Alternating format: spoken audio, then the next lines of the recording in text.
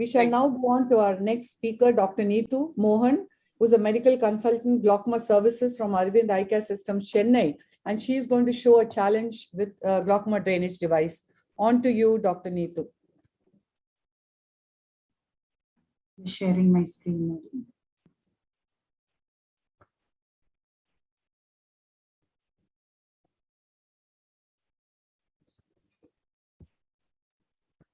Good evening. Is my screen visible? Yeah. So thank you, Dr. Chitra, for this opportunity. So this is a recent case that the audio is a little low. Can you speak a little louder, ma'am? Yeah. This is a recent case that we did a glaucoma drainage device in a very tight orbit. So the patient was a 56-year-old female patient with primary angle closure glaucoma, both eyes diagnosed elsewhere, post-YAG peripheral iridotomy, both eyes, and also a trabeculectomy done in the left eye 1 year back. When she presented, she was on maximum topical anti-glaucoma medications, and she was also on tab acetazolamide on and off. On presentation, her IOP was 26 millimeters of mercury in the right eye and 30 in the left eye. Left eye had a flat blip with a patent PI in both eyes and a cup-disc ratio of CDR 0.9. So surprisingly, the angles were open on gonioscopy when we saw the patient. There was advanced glaucoma as evidenced by the HFA both eyes. So we planned an RD with an RD implantation in the left eye for this patient. So as usual, a conjunctival dissection was done in the superotemporal quadrant after placing a traction suture. I did find it difficult to hook out the muscles. There was less space to work with, but eventually superior rectus and lateral rectus muscles were isolated and a blunt dissection was done to create space for the plate.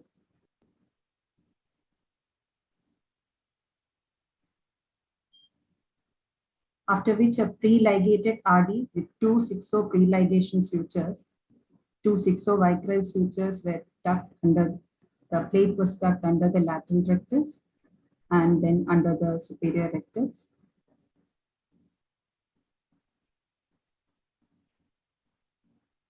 Now this is when I realized that there was something different with the socket. I couldn't see the plate at all after this. I tried pulling on the tube many times. This is an edited video. I spent almost 10 minutes finding the plate. Then I tried hooking out the muscles and seeing if I can find the plate. I gently pulled on the tenons to see if I could find the plate. And all the while I was pulling on the plate. And finally, when I found it, I realized that in all the effort, I had broken one of the fixation holes. Here on the superior side, the superior fixation hole was broken.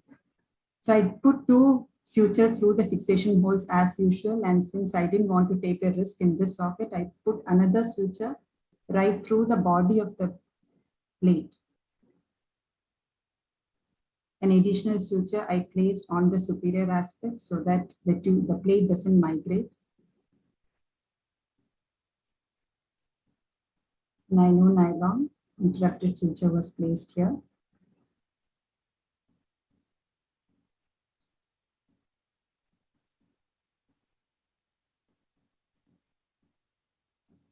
Once this was done, I felt confident that the plate would not move even if the fixation suture which has gone through the hole slips out.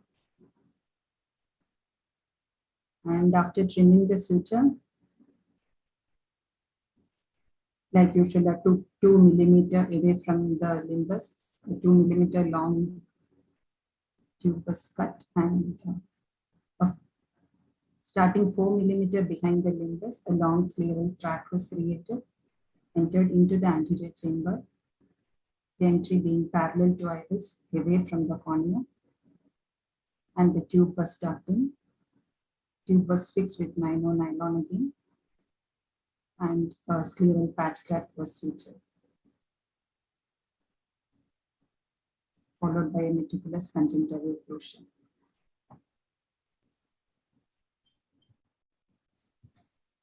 So post-op day 1, things look good.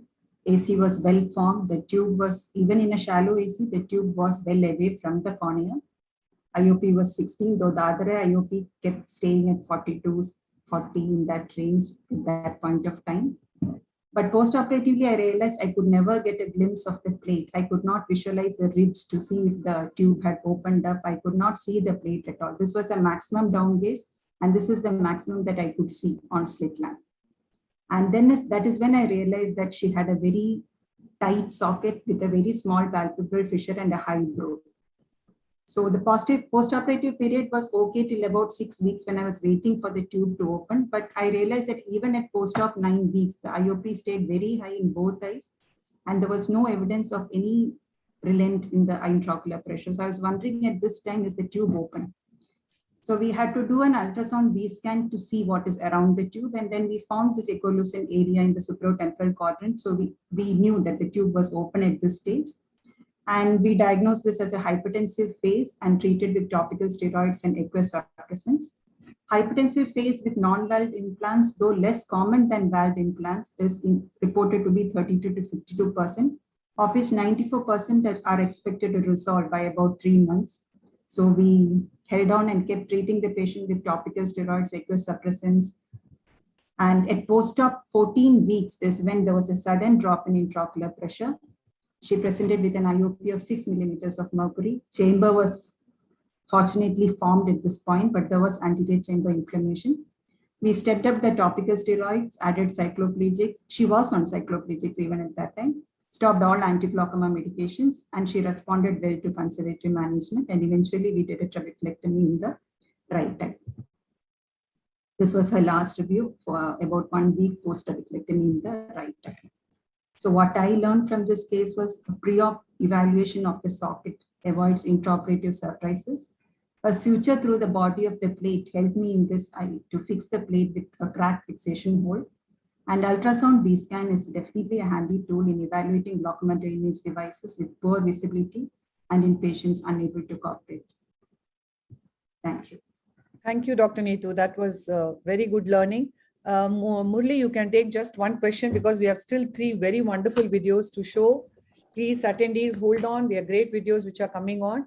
So just take one question, Neetu. I'm sorry, we started off slowly, I think. Yeah, Dr. Neetu, as we had discussed previously also, I mean, in these angle closure glaucomas too, I mean, of course, you had a hypertensive phase, but in this angle closure glaucomas, if the pressure suddenly drops, so there could be a problem with tube cornea touch. So I want to ask you, Shanta madam and Sushmita madam, whether you can use some kind of an intraluminal stenting, which should, mellow down the sudden pressure drop that happens when the vitreal sutures dissolve.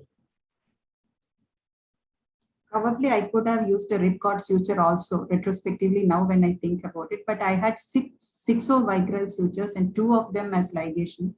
And the patient had very high pressures when she presented. So I did not really think that this would happen eventually. So I didn't put a ripcord suture, but as you said, maybe when you are working with a shallow anterior chamber, it is a good idea to put a ripcord suture also.